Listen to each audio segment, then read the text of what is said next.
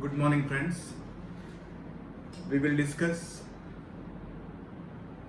summons, pleadings, rules relating to filing of plaint, and also rules relating to filing of written statement, which includes set-off and counterclaim. So, in this video, we start with summons.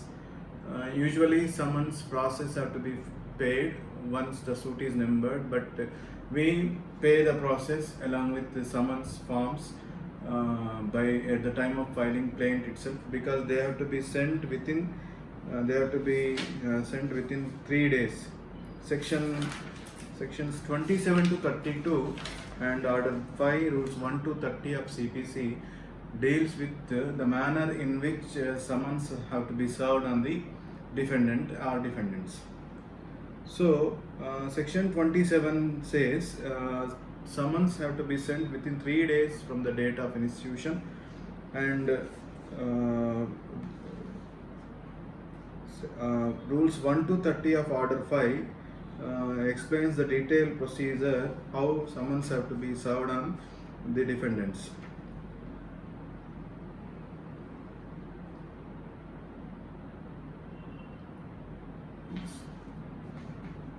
Immediately the suit is instituted, the plaintiff has to deposit the process and sufficient to send the summons to the defendant, and there will be a process serving department in every court called Nazarat. There will be process servers who serve the summons on the defendant personally by taking the forms signed by the judge or the officer in charge of the court. The judge, normally the superintendent of the court, would sign the summons in civil cases. Summons to be served for settlement of issues in original suits, and whereas in small cause suit it is for the pronouncement of judgment, and if the defendant wants to contest the suit, he has to obtain the leave of the court so far as small cause suits are concerned. Whereas original suits, the summons should specify the date of hearing of the case, the suit, and the time within which the defendant can file written statement. According to Order 8, it has to be filed within 30 days, and Rule 1 of Order 5 also speaks about the written statement has to be filed within 30 days from the date of receipt of summons, and it can be extended up to 90 days, as you all know. When defendant can appear either in person or along with pleader. Every summon should accompany with the copy of the plaint, and summons will be triplicate. One summon form will be sent through process server, and the process server visit the residence of the defendant, and if the defendant is not available, he can, if last minute, if he goes to the last residence of the last decided place of the defendant, or business place or workplace, he can serve on any male or female member, adult member of the family of the defendant, and Rule 15 says servant is not the family member, and summons can be served on the agent of the defendant who is employed to receive the summons. And one important rule in Order 5 is the court cannot send summons to the person if he is not residing within its jurisdiction. So, if a person is residing outside the jurisdiction of the court, then territorial limits of the court, then the summons will be sent to the concerned court where the defendant is residing. From that court, summons will be served on the defendant. And sometimes the court can serve the summons by way of registered post and also courier agencies, which is approved by the district judge, concerned district judge. And the court would also permit the parties under Rule 9A to serve the summons personally, personal service of summons.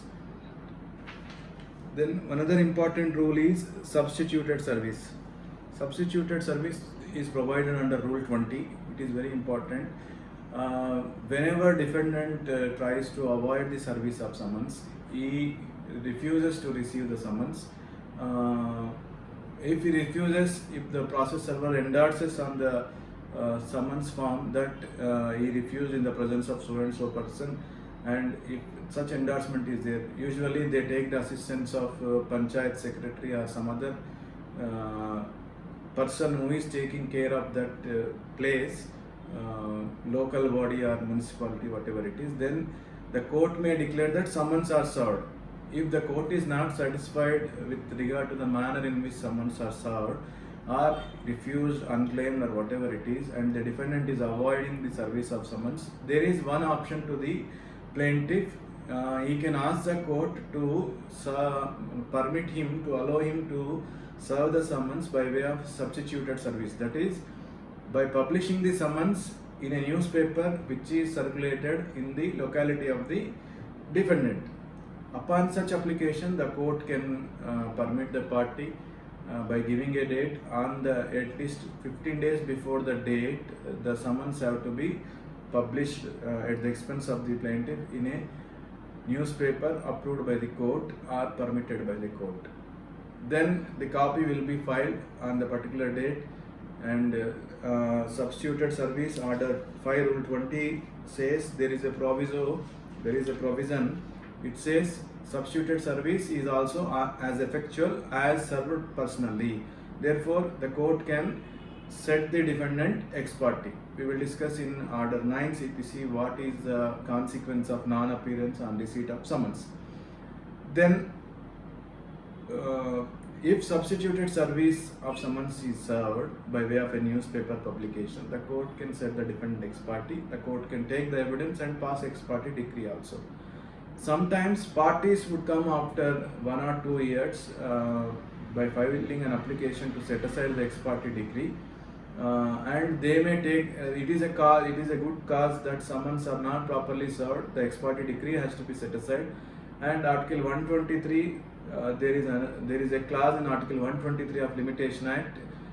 If summons are not properly served, the limitation for filing section Order 9 Rule 13 application starts from the date of knowledge, and not from the date of decree. So if the defendant could able to establish that the summons have not been served upon him properly, though he has been residing in the same address, and the plaintiff mischievously taken ex parte decree, then the limitation for filing Order 9 Rule 13 application starts from the date of knowledge of the decree, and he need not file Section 5 Section 5 of limitation application also for condoning the delay, because summons are not. But if summons are properly served and ex parte decree is passed, then he has to compute the starting point of limitation for filing Order 9 Rule 13 application from the date of decree itself. So this is with regard to summons, friends, under Order 5 CPC. Then very important orders in CPC, and the 50% of the case depends on these orders. That is Order 6 pleadings, Order 7 plaint, and Order 8 written statement. We will discuss one by one. And pleadings are the foundations for the case of the either plaintiff or defendant, because once you put your case as a plaint or written statement, your claim or your defense, it will reach up to Supreme Court, right? SLP before Supreme Court. Then if you want to take a plea, of course you are entitled to take inconsistent plea or in written statement, or you can include causes of action. You can join causes of action by following the rules mentioned in Order 2, and you can add defendants, parties to the plaintiffs, and like anything, because there is a concept dominus litis. But once you write the pleading, and once the trial commences, and once it reaches the stage of argument, if you realize your mistake, it is very difficult to amend your pleadings, and also you cannot repair the case of the plaintiff because of your fault if any harm occurs to the case. So also defense of the defendant. Therefore, you must be thorough with the facts narrated by your client. Your client may not tell you the entire facts. Sometimes he may hide some facts, thinking that if he tells that fact to you, his case may be weakened. But once you file the plaint, you will be surprised by the averments of the written statement, because your client failed to mention all those facts before you. Therefore, you have to probe every fact from your client, every important aspect to making out a case. Depending on that only, you can frame your plaint, and you can make out a cause of action, and you can decide which case you can file: injunction suit, declaration suit, recovery of possession, or partition, whatever it is. So strategy starts from the client interaction stage itself. And one important thing is, you need to mention those facts where the court permits to lead evidence, where you can find which facts, which evidence is admissible.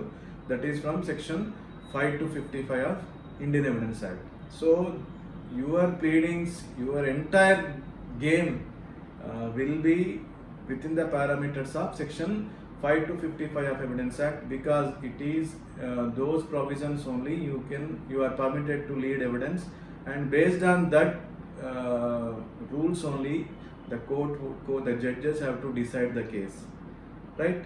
Therefore, pleadings are very important. Pleadings are foundations to the case of the plaintiff claim, and also to the case of defendant by way of written statement defense. So, Rule 1 of Order 6 speaks about pleadings generally. So, pleadings shall mean plaint or written statement. Then, Rule 2 says pleadings to state material facts, not evidence. So you have to mention in your pleadings, the material facts only, facts constituting cause of action, not the evidence. Take the example of a simple suit for recovery of money. You simply say, defendant, you got acquaintance with the defendant. The defendant, for his necessity, borrowed the money and executed a promissory note or a document evidencing the receipt of money. Thereafter, he fails to make the payment of money. If you issue a notice demanding the money regarding that fact, then your entitlement to receive the money, thereafter relief. But you need not mention about in whose presence you paid the money, the mode of payment, the denomination of the currency you paid, and the time at which you paid. You need not mention all these facts. Friends, pleading shall confine only to facts, material facts only, not evidence. That's what Rule 2 of Order 6 says. And it also says every pleading shall be divided into paragraphs. Each intention, each allegation, if possible, must be mentioned in a separate paragraph. And when you mentioned about date, sums and number, they shall be expressed in a pleading in figures as well as in words. If you mention any figure, 1 lakh, you have to mention in words also as well as in figures. So also with regard to dates. And Rule 3 says pleadings, there is appendix given at the end of the code. The appendix, there are certain forms are given. If those forms, your case fits into those forms, you can use the forms. Otherwise, you can write your own pleadings according to the format given therein. And very important rule is Rule 4, particulars to be given necessary. Rule 2 says pleadings to state material facts, but Rule 4 says whenever there is an allegation of misrepresentation, fraud, breach of trust, willful default, undue influence, you have to mention the specific details of how fraud has been played, how misrepresentation was made before you, and how breach of trust and willful default and how undue influence has been exercised upon you. All these details have to be mentioned, because they would give notice to the defendant on what allegation the plaintiff is claiming the relief against the defendant. Therefore, if, for example, you file a suit for cancellation of a sale deed on the ground that fraud has been played upon you or misrepresentation has been played, then apart from general pleadings, you have to mention how fraud has been played upon you. These details have to be mentioned. What made you to sign the document? Under what circumstances you executed the sale deed or the document which is under challenge.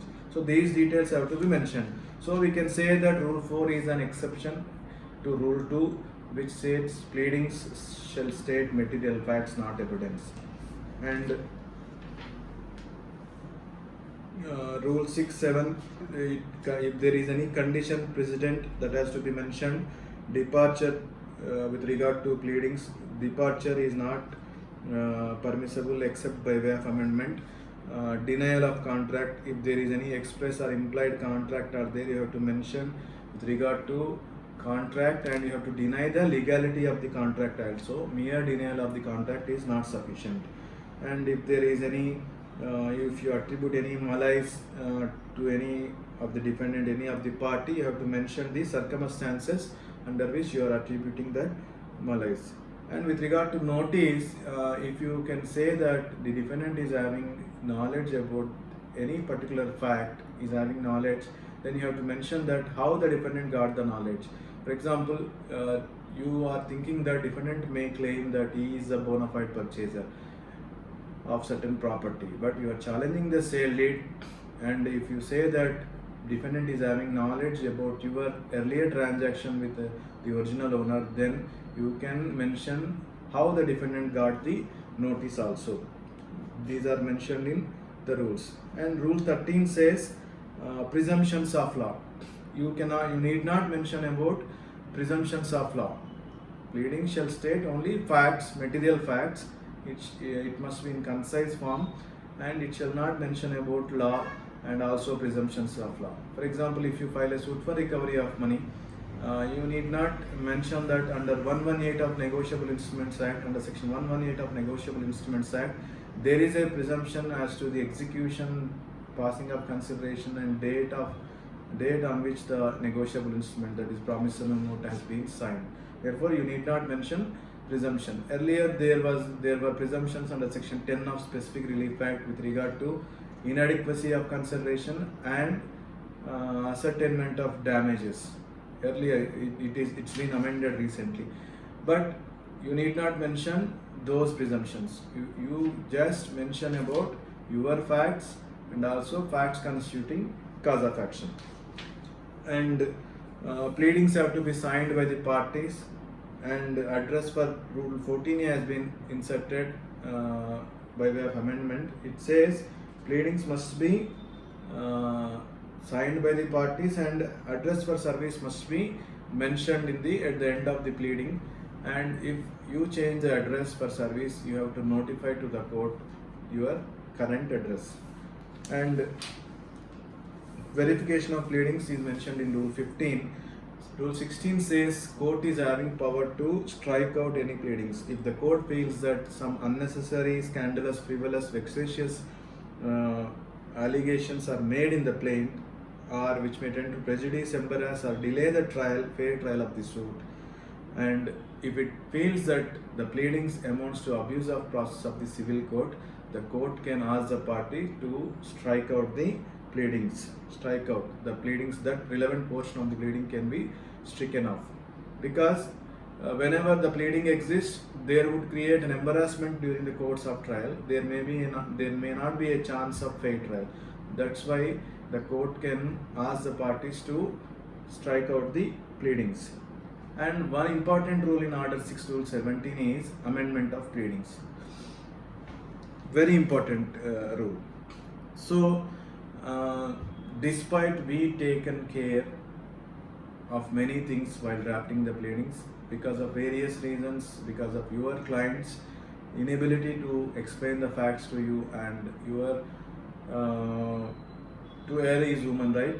So there may be a chance that necessity would arise for amending the pleadings, plaint as well as written statement. Then what is the procedure? a detailed procedure has been mentioned in Order 6, Rule 17. And before 2002 amendment, amendment of pleading can be at any time. You can file amendment application even at the stage of arguments or evidence of defendant is opened or evidence of defendant is closed. But now a proviso has been added by virtue of 2002 amendment, which says amendment of pleadings after commencement of the trial, the courts shall have to be very slow while amending the pleadings, and the party who seeks amendment must establish his due diligence that he had taken every care to avoid the negligence, and if he establishes the reason for not filing the application prior to the commencement of trial, then only the courts have to allow the application. Otherwise, the courts shall not allow the application if the party seeking amendment fails to establish his due diligence for not filing the application before the commencement of the trial. So this is a proviso has been added. Therefore, once trial has commenced, amendment application need to be allowed very carefully, unless the court comes to the conclusion that in spite of due diligence the party could not have raised the matter before the commencement of the trial. This is a proviso. Because of this proviso, the courts can dismiss the application if the party fails to establish due diligence. Then the question is, what is the commencement of the trial? When we can say that trial has commenced? This is very important because plaint is filed, summons have been served, defendant comes and files a written statement. The court would, after first hearing and after following the procedure under section 89 of CPC, if the parties fail to go for compromise or settlement out of court by one of the alternative modes specified under section 89, then the court would frame issues. After framing of issues, the stage is chief examination affidavit of plaintiff, PW1. When chief examination affidavit of plaintiff is filed and documents are marked and the plaintiff is ready for cross examination, then it is the stage we can say that the trial has commenced. So you are having a chance of filing amendment application till filing of chief examination affidavit of PW1. This is what mentioned in the case of Kailash versus Nanku. Supreme Court expresses opinion what is the stage of commencement of trial. And in many cases, the Supreme Court says when the law is, as we discussed, procedural law is a servant of substantive law.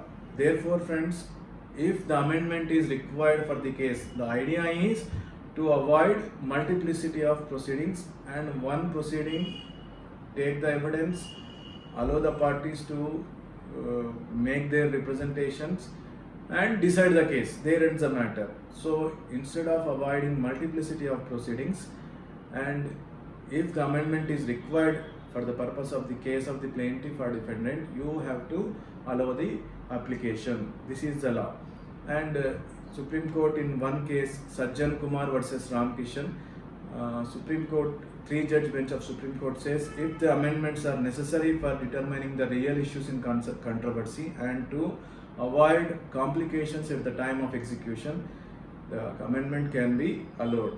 That is, with regard to description of the scheduled property, a mistake has been crept in because of documents problem. Therefore, the Supreme Court allowed the application, stating that the amendment is necessary for determining the real issues in controversy. And regarding the filing of amendment applications, defendant cannot resile from an admission made in a written statement by taking recourse to amendment application. That means when written statement is filed, defendant admits some portion of the claim of the plaintiff. Subsequently, he cannot resile from his earlier statement. Similarly, by amendment of plaintiff, a party cannot seek to alter the basic structure of the suit. You cannot replace the suit wholly. You cannot file an amendment to change the cause of action in its entirety. But at the same time, if you file a suit for perpetual injunction, defendant file written statement, he denies the title of the plaintiff, and there is a threat of title also. And if there is a denial of title, you have to seek the relief of declaration of title also. If you fail to seek the relief of declaration of title, your suit for injunction will be dismissed. That is what mentioned in Anantula Sudhakar case by the Supreme Court. When you are able to, if there is a cloud over the title of the plaintiff, you have to amend the plaint so as to include the relief of declaration of title also. But at the same time, you cannot change the entire cause of action. You cannot you cannot change the suit for injunction into a suit for partition. Similarly, one cause of action cannot be substituted for another by way of amendment. Similarly, effect of admission cannot be taken away. Defendant can elaborate his defense or can take additional pleas in support of his case. Inconsistent plea can be raised in written statement, though it is not permissible in plaint. By way of amendment, you can seek all these reliefs. The dominant purpose of the rule is to minimize the litigation, enabling the court to decide all issues in one suit. So friends, normally the courts would be liberal in amending the written statement rather than the plaint, because plaint, once your plaint is amended easily, then again there will be a chance of filing written statement, framing of issues, again the process starts. Therefore, while allowing the plaint after commencement of the trial, though it is barred, in particular in special circumstances only it can be allowed. The general rule is once you have to file the amendment applications, you have to file before commencement of the trial itself. And one more rule is there, Rule 28, like Order 1, Rule 10 application.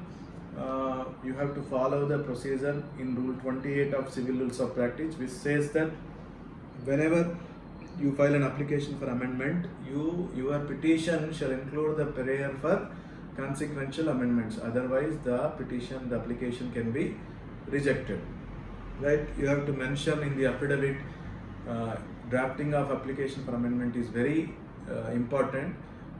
Your petition must be supported by an affidavit, interlocutory application, and in that affidavit you have to mention what is the proposed amendment, why you did not raise that plea or allegation at the earliest point of time, then what is the necessity for this said amendment for deciding the real controversy. Therefore, if you could mention all these facts, the courts would be in a position to allow your application easily. Then, whenever an amendment application is filed, according to Rule 18, you have to amend. Whenever an application is allowed, what you have to do is you have to carry out the amendment in the original plaint copy in the court. With the permission of the court, you have to carry out the amendment. Then you have to file a neat copy of the amendment. This is called carrying out the amendment and filing neat copy. It must be done within 14 days. If the court says that you have to make amendment and carry out the amendments within 3 days or 4 days, you have to follow that period. Otherwise, if the order is silent within which the amendment can be carried out, you are having 14 days time according to Rule 18. So this is with regard to amendment, friends. Then Order 7 deals with plaint and what particulars to be contained in plaint. Rule 1 deals with general rules with regard to both movable and immovable properties. Rule 2 is with regard to movable property, and Rule 3 of Order 7 deals with suits relating to immovable property. And Rule 1 says you have to mention the name of the court, name and description of the parties, name and description, place of residence of the defendant, plaintiff or defendant minor. Then you have to mention who is the next friend of the minor, and you have to follow the procedure under Rule 172 of Civil Rules of Practice. You have to file an affidavit of a third party or disinterested person stating that the next friend who is representing the minor is not having any adverse interest with that of the minor, and she is a fit person to act as next friend. That statement has to be mentioned in your plaint. And facts constituting cause of action with regard to jurisdiction and reliefs claimed by the plaintiff. And if you mention about any set off or relinquished portion, you have to mention that fact, and you have to also mention with regard to court fee and jurisdiction, valuation for the purpose of court fee and as well as jurisdiction. All these facts to be mentioned both in suits for movable property or immovable property. And rule 2 specifically deals with money suits. You have to mention with regard to the details of the amount claimed and a tabular format of the statement, so that it would be easier for the court to assess the quantum of the relief you sought. Rule 3 is with regard to immovable property. Then when plaintiff choose in a representative capacity, you have to mention that the nature of the representative character of the person who is representing him, and other facts, and also the details of the subject matter with regard to representative suit. And grounds of exemption from law of limitation. Section Rule 6 of Order 7 is very important. You say that defendant executed a promissory note on a particular date and you file the suit beyond the period of limitation, that is 3 years. After 4 years you file the suit. Say for example, in 1/1/1997, defendant borrowed the money, that is allegation consisting of plaint, whereas you filed a suit in 1/1/2002.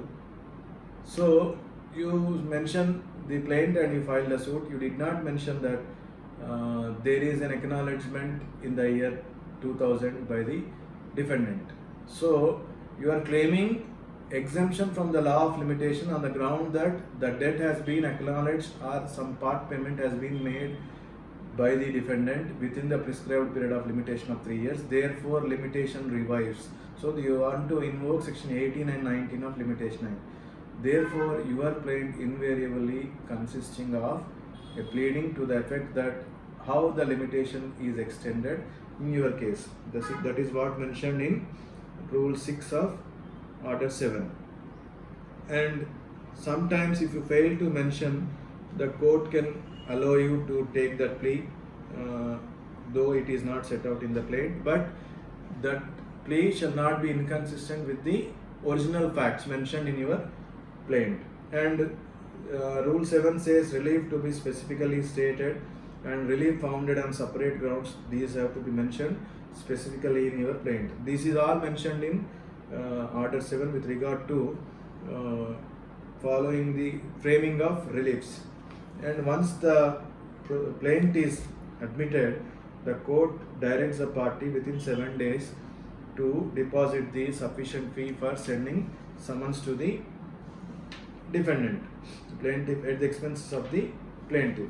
And Rule 10 is with regard to return of plaint. Plaint can be rejected under Order 7, Rule 11 within the grounds mentioned therein, but plaint can be returned under Order 7, Rule 10 for any reason for want of jurisdiction. And there is a detailed procedure in Rule 10A. Whenever the plaint is returned, it has to be directed to correct the mistakes and to file before the proper court and specify the date, or the court can give a date or may not give the date.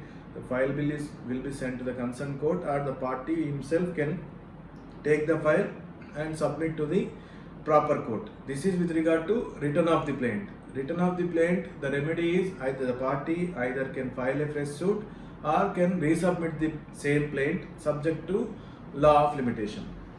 And within the time fixed by the court, that has to be resubmitted. This is with regard to return of the plaint. And rejection of plaint. Rejection of plaint is a drastic step. The court says that the court cannot take cognizance because of the conditions mentioned in Order 7, Rule 11 CPC, and it is like taking out the case of the plaintiff. So the remedy to a party whose application for rejection of plaint has been dismissed is by way of filing CRP. Rejection of plaint amounts to a decree. It shall be deemed to include decree according to definition 2, and if it is allowed, the other party, the agreed party, can rejection of plaint application is allowed, the plaintiff can file an appeal. If it is returned, if it is rejected, that means the application is dismissed. The person who files the application has to carry the matter to CR by way of filing a civil revision petition to the High Court. If it is allowed, the plaintiff has to file an appeal before the appellate court. So there are certain grounds. It is like discharge application in criminal cases. Whenever the criminal court, magistrate or court of session fails to finds no case, there is no ground for proceeding against the accused, depending on the charge sheet and the documents filed along with the charge sheet, the magistrate or court of session can discharge the accused, and it can be done either suo motu or by way of receiving an application from the accused by hearing the accused at the time of framing charge. Similarly, whenever a plaint is filed and the defendant finds that the even former application is also not necessary, the court can invoke its powers and reject the plaint. That's what the Supreme Court says in many judgments. That is not at all required. Application for rejection of plaint is not at all required. The court itself can reject the plaint by invoking its powers under Order 7, Rule 11. But under the circumstances mentioned in it, clauses A to F, there are 6 circumstances. One is if the plaint doesn't disclose cause of action. If there is no cause of action at all, the plaint can be rejected. I'll give you an example. A person, Mr. A, entered into a contract for purchasing the property with Mr. B. It is an agricultural land. 5 lakhs is the consideration, 1 lakh has been paid. Then 4 lakhs is the amount due.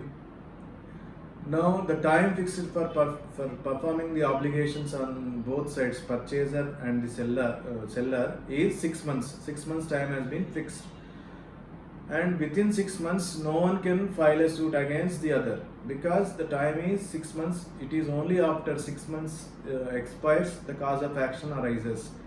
Therefore,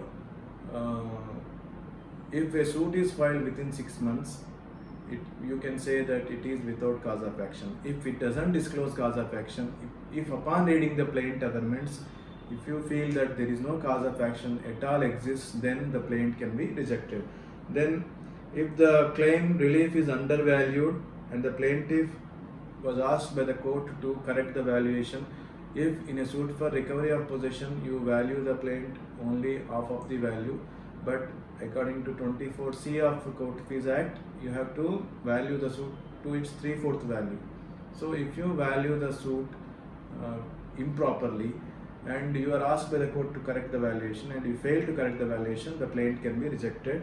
And if you valued the property correctly but you fail to pay the sufficient court fee, and if the court asks you to correct the court fee, make good the loss, but you fail to pay the proper court fee, then also the plaint can be rejected. And the third one is where the suit appears from the statement in the plaint to be barred by any law. Your statement mentioned in the plaint itself says that the plaint is barred by under any law. For example, you state that it is an endowment property. Because of section 87, the suit is by section 87, the civil court has no jurisdiction, therefore your plaint has to be rejected. In your plaint you mentioned that in 2000 itself, in a suit for specific performance, there is an agreement between parties, plaintiff and defendant. Plaintiff says that he entered into agreement with the defendant in 2000, and in 2005 he says he demanded the defendant to execute the registered sale with regard to the property purchased by expressing his readiness and willingness, and the defendant denied. Then the cause of action commences 3 years according to Article 54 of Limitation Act. The cause of action commences from that day onwards. Therefore, if you filed a suit in the year 2010, whereas the cause of action commences in 2005, your plaint is barred by limitation as per the statement made by you in the plaint.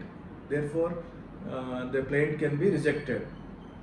Then, where the suit appears from the statement in the plaint to be barred by any law, and then where it is not sufficient, if it is not filed in duplicate as mentioned in section 26 and order 4 CPC, where the plaintiff fails to comply the provisions of rule 9, which says within 7 days you have to deposit the process for sending summons to the referendum. Under all these circumstances, 6 circumstances, friends, one is where it doesn't disclose cause of action, if it is undervalued and failed to correct the valuation and proper court fee is not paid, where it appears from any statement it is barred by any law of limitation or any other law, and if it is not filed in duplicate, and where the plaintiff fails to comply with the provisions of rule 9, the plaint can be rejected. And if you file an application for rejection of plaint, what are the parameters for the court to decide? So the idea of the courts is to take cognizance, decide the issue on merits. But if the applicant, that is defendant, able to succeed that the case of the plaintiff falls under any of the circumstances mentioned in rule 6 of order 7, then only the plaint has to be rejected. Otherwise, take the written statement, frame the issue and decide, take the evidence and decide the case. But for the purpose of determining the application under order 7 rule 11, the material is the plaint averments alone. The court has to consider the plaint averments. Upon reading the plaint averments, if these things are attracted, then the plaint has to be rejected, but not the averments made in the written statement.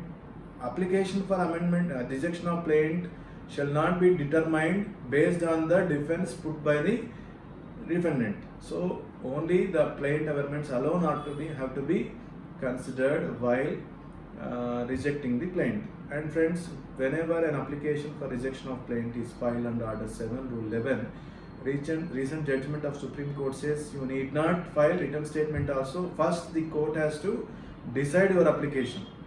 Simple. If only question is whether the application, the averments, allegations mentioned in the petition would attract any of the conditions mentioned in rule 11 or not. If it attracts, reject the plaint. Otherwise, ask the defendant to file written statement. So whenever the priority to be given is for deciding the application under order 7 rule 11, then only proceed further. It is to avoid unnecessary litigation. Then rule order 7 rule 11, thereafter rule 14 is very important. Time and again we have been receiving civil revision petitions where the trial court judges are rejecting the applications under order 7 rule 14. What is order 7 rule 14? It says if you want to file a plaint, you follow the rules with regard to pleadings and ask your client, wait for some time to allow him to bring all the documents. File whatever document you want to rely along with the plaint itself. You have to file all the documents you want to rely for constituting cause of action and for seeking the relief along with the plaint itself. You cannot postpone the filing of those documents at the time of evidence, because friends, it is very difficult to the order 7 rule 4 says the document shall produce in court when the plaint is presented by giving notice to the other party. If it is not filed, if you want to file it at the time of evidence, the permission of the court must be, leave of the court must be required. Therefore, by taking this into consideration, the trial courts are dismissing various applications. Though the documents are very important, the trial courts are dismissing the applications only on the ground that the conditions mentioned in rule 14 are not attracted. But friends, it is the nature of the procedural law is it is a servant of substantive law. If a party fails to file some document which is required for the purpose of the case, he will lose his case. Again, appellate court order 41 rule 27 additional evidence and the matter will be remanded. It is again futile exercise.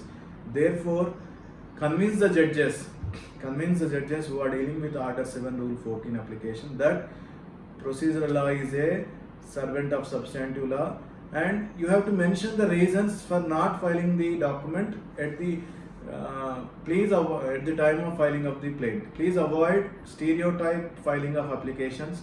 Ascertain the proper reason from your client what prevented him from filing the said document at the time of the plaint, and why he is filing the document now along with the petition at the time of evidence, and how the document would change the fate of your client. That is to be mentioned in the affidavit, so that the courts would be in a position to appreciate the reason mentioned by you and may allow the application. If it is dismissed, again you have to file civil division petition before the High Court.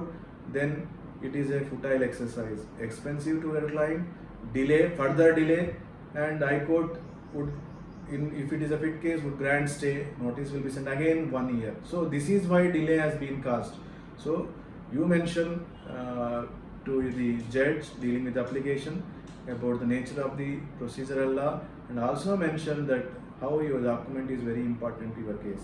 And one more important judgment, friends, you please read Salem Advocates Bar Association versus Union of India. In especially paragraph 20 and 21, it says whenever any provision in CPC procedural law says shall, of course it is a mandatory one, but sometimes it can be a direct, you can take it as a directory one if the necessity requires. If your case mandates your petition requires to be allowed, then you can convince the judge. That is Order 7 Rule 14.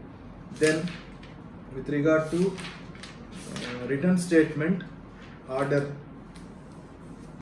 8, we will discuss Order 8 also, written statement and counterclaim. And as you all know, written statement to be filed within 30 days and the time can be extended up to 90 days according to the provision. Even after 90 days also, if you could establish that there is a grave or dire need for filing written statement, or there is a proper reason for not filing the written statement within 90 days, you can file the written statement. Court can receive the written statement, but not an automatic thing. You read again Salem Advocates Bar Association case, paragraph 20-21. It clearly explains how negligent clients have to be, negligent litigants have to be dealt with. Then with regard to commercial court matters, the period is 120 days. In case of regular matters, written statement can be received even after 90 days. But friends, in case of commercial court cases, if once 120 days have been elapsed, there is no question of taking written statement. It is a mandatory one, because the court is also not having power to take the written statement. Once the chance of filing written statement is forfeited under Commercial Courts Act. Then, like Order 7 Rule 14, similar provision is Order 8 Rule 1A for the defendant. Whenever if he wants to file document, he cannot file. All the documents relied in support of his defense must be filed along with the written statement only. Then new facts must be specifically pleaded. In written statement generally we deny the contents of the plaint, and if you want to say anything additionally, you have to specifically mention new fact, and denial to be specific. This is very important. It shall not be sufficient for the defendant in his written statement to deny generally the grounds alleged by the plaintiff, but the defendant must deal specifically with each allegation of fact of which he does not admit the truth except damages. So you have to deny specifically, otherwise facts which are not denied deemed to be admitted, and admitted facts need not be proved according to section 56 and 58 of Evidence Act. So if you want to deny the case, any particular averment which constituting right according to the plaintiff, you have to deny it, otherwise it is deemed to be admitted. And evasive denial is not permissible. If you want to deny specifically. If you say that take the example of a simple suit for recovery of money. Plaintiff says defendant borrowed 1 lakh amount. Defendant in his return statement says, I did not borrow that much amount, but I borrowed some amount. It is not correct. You have to mention how much you did not borrow and how much you borrowed. You have to mention. The rule 4 is a self-explanatory. It clearly says that you have to mention specifically how much of the amount you borrowed, what kind of right is existing in the plaintiff and how much is not existing. You have to mention specifically. And specific denial. Rule 5 is supplementary rule to rule 3.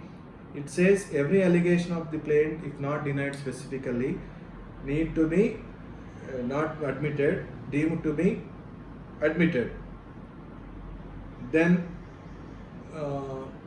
it is deemed to be admitted. Admitted facts need not be proved. Because of your attitude, you are giving a right to the plaintiff. Because under section 68 of Evidence Act, it says will or mortgage document required by law to be attested must be can be said to be proved only when at least one attesting witness alive is examined, right? But there is a clause in it. If there is no denial, specific denial, you need not examining the attesting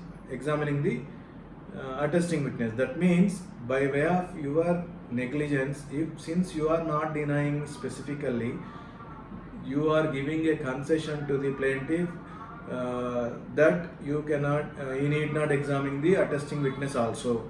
Therefore, you must deny everything specifically.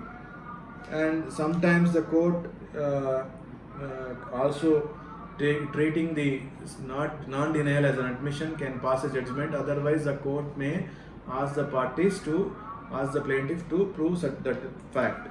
And rule 5 is not applicable to minors, friends, because minor is incompetent person. Therefore, this rule, by invoking this rule 5, the courts cannot deliver judgment merely because a minor defendant failed to deny specifically. Then particulars of set-off and counterclaim, these are mentioned. These are two things mentioned in order 8. There are two things. One is set-off and counterclaim.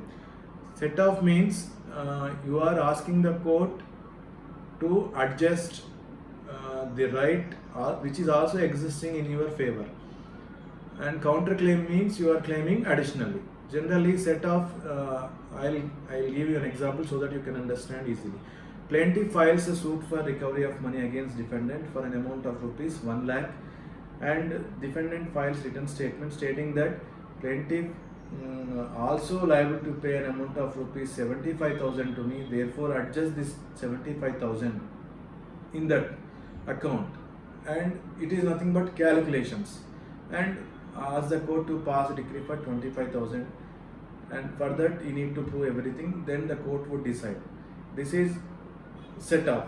And whereas counterclaim, apart from the adjustment of the account, you are asking some more thing in your favor. That is counterclaim. So therefore, set off is if it is claimed equal to the suit amount or less than that, it amounts to set off. If it exceeds the suit claim, then it is a counterclaim. And set off is only in respect of monetary transactions, whereas counterclaim you can ask for any relief. In any suit, you can file a counterclaim along with your written statement. And set off, you need not pay the court fee, whereas in case of counterclaim, you have to pay the court fee. For example, if a suit for injunction is filed, you can file a suit for declaration by way of a counterclaim, because your title has been denied the moment plaintiff filed a suit for injunction against you. And if you feel that you got threat of title, then you can file a counterclaim, and again which is subject to the pecuniary limits, territorial limits, and as well as subject matter limits of the case.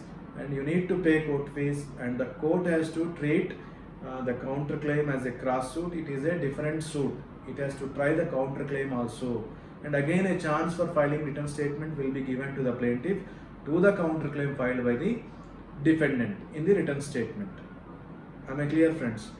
Then another difference is whenever the original suit is dismissed, set off automatically goes, because he is asking the court to adjust the accounts. Whereas in case of counterclaim, irrespective of the fact that the suit is dismissed, the counterclaim will be continued. This is another fundamental difference between set off and counterclaim. Then these are mentioned in order 6A2, counterclaim is mentioned in order 8, rule 6A to 6G. And subsequent pleadings, another rule is rule 9, which is also very important. If the defendant or plaintiff wants to file additional pleadings, they can file after filing of written statement. This is called rejoinder. The term rejoinder has not been used in the court, but they can file rejoinder by taking permission from the court under order 8, rule 9. This is also very important. Then rule 10 says when plaintiff file written statement, when the defendant fails to file written statement, the court at once pass judgment. Order 8, rule 10. There are 2 or 3 procedures to pass a decree on ex parte. If the defendant fails to appear before the court, then the court can pass an ex parte order. Thereafter, by taking evidence from the plaintiff, it can pass an ex parte decree. The remedy for the defendant is to again come back and explain the reason for his non-appearance and ask the court to set aside the ex parte decree. But in case of order 8, rule 10, defendant appears, he fails to file written statement within the time allowed by law, then he regularly attends the courts, but he did not file the written statement. By invoking rule 10 of order 8, the court can at once pass a judgment, because nothing is there. Suit for recovery of money, 118 of Negotiable Instruments Act is there, presumption as to the negotiable instrument. Therefore, the court can straight away pronounce the judgment because there is no written statement. Whenever any judgment is passed under order 8, rule 10, a decree shall also follow because it has to be executed. So this is all about order 8, rule 10. Then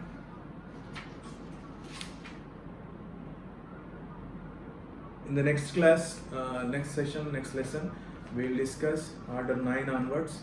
What is the effect of appearance of the parties and consequences of non-appearance. So friends, thank you. Please subscribe my channel so that I would be in a position to reach so many. Thank you.